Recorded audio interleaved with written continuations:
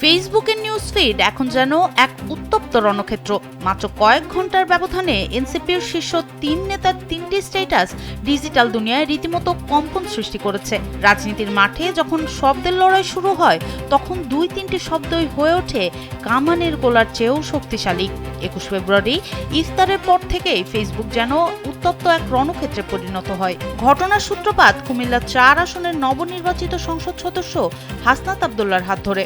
সন্ধ্যা ৬:০০টায় তিনি তার ওয়ালে মাত্র ২টি শব্দ লিখলেন, ইনকিলাব জিন্দাবাদ। জীবন অবাক না করলে কে করবে? ২৮% মিল্ক ফ্যাটের অবাক করার সাথে ফ্রেশ মিল্ক পাউডার। জীবন অবাক করুক প্রতিদিন। এই স্ট্যাটাস মুহূর্তেই নেট দুনিয়ায় আগুনের মতো ছড়িয়ে পড়ে।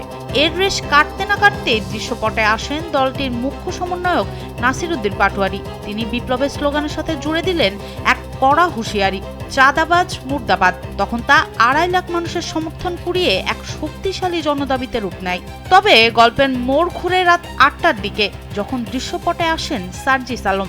তিনি যেন সমালোচকদের সব প্রশ্নের উত্তর দিয়ে দিলেন এক বাক্যে, যে স্লোগান স্বৈরাচারের পতন ঘটিয়েছে, সেই স্লোগান তাদের উত্তরসূরিদের ভয়ের কারণ তো হবেই। শনিবারের এই ফেসবুক ঝড় বুঝিয়ে দিল এনসিপির শীর্ষ নেতাদের এই সমন্বয় কেবল কাকতালীয় নয়, বরং এক নতুন রাজনৈতিক ও সামাজিক জাগরণের ইঙ্গিত।